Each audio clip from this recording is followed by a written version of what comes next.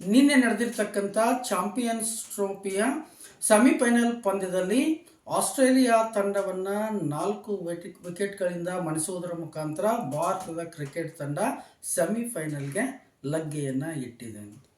765 run ಬೆನ್ನಟ್ಟಿರ್ತಕ್ಕಂಥ ಭಾರತದ ತಂಡ, ಭಾರತದ ಎಲ್ಲ ಆಟಗಾರರು ಕೂಡ ಅದ್ಭುತವಾಗಿರ್ತಕ್ಕಂಥ ಪ್ರದರ್ಶನವನ್ನು ನೀಡಿದರು.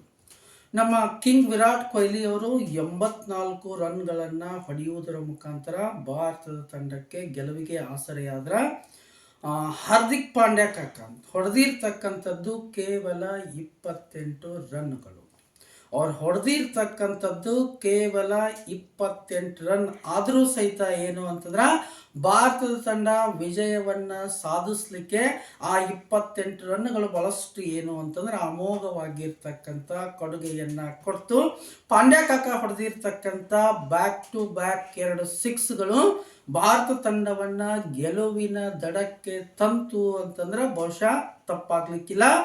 ನಂತರದೊಳಗಡೆ ಪಾಂಡ್ಯ ಅವರು ಔಟ್ ಆದ್ಮೇಲೆ ನಮ್ಮ ಕನ್ನಡಿಗ KL ರಾಹುಲ್ ಅವರು ಇಡೀ ಜವಾಬ್ದಾರಿಯನ್ನು ತೆಗೆದುಕೊಂಡು ಭಾರತದ ತಂಡವನ್ನು ಗೆಲುವಿನ ದಡಕ್ಕೆ ಮುಟ್ಟಿಸಿದ್ರು.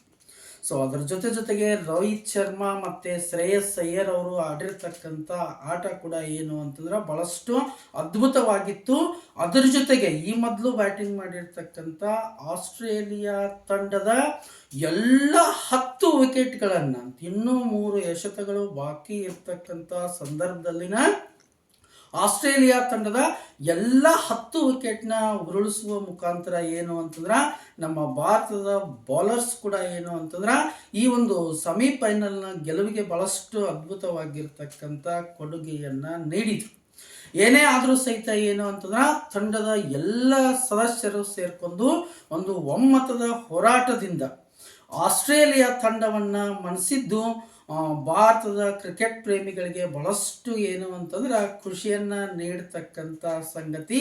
ಈ ಸೆಮಿಫೈನಲ್ ಪಂದ್ಯದಲ್ಲಿ ಹೇಗೆ ಭಾರತದ ತಂಡ ಅದ್ಭುತವಾಗಿರ್ತಕ್ಕಂಥ ಪ್ರದರ್ಶನವನ್ನು ನೀಡಿ ಗೆಲುವನ್ನು ಸಾಧಿಸ್ತೋ, ಅದೇ ರೀತಿ ಮುಂದೆ ಬರ್ತಕ್ಕಂಥ ಫೈನಲ್ ಪಂದ್ಯದಲ್ಲಿಯೂ ಸಹಿತ ಏನು ಅಂತಂದ್ರೆ ಅದ್ಭುತವಾಗಿರ್ತಕ್ಕಂಥ ಪ್ರದರ್ಶನವನ್ನು ನೀಡಿ ಆ ಚಾಂಪಿಯನ್ಸ್ ಟ್ರೋಫಿಯನ್ನು ನಮ್ಮ ಭಾರತದ ಕ್ರಿಕೆಟ್ ತಂಡ ಎತ್ತಿ ಹಿಡೀಲಿ ಅಂತಕ್ಕಂಥ ಮಾತನ್ನು ಹೇಳ್ತಾ, ನಮ್ಮ ಭಾರತೀಯ ಕ್ರಿಕೆಟ್ ತಂಡದಲ್ಲಿ ಇರ್ತಕ್ಕಂಥ ಪ್ರತಿಯೊಬ್ಬ ಆಟಗಾರನಿಗೂ ಕೂಡ ತಮ್ಮೆಲ್ಲರ ಪರವಾಗಿ ಏನು ಅಂತಂದ್ರೆ ಆರ್ಥಿಕವಾಗಿರ್ತಕ್ಕಂಥ ಅಭಿನಂದನೆಗಳು.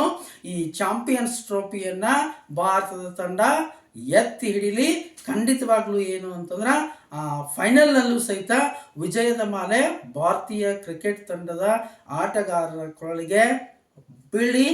All the best Team India.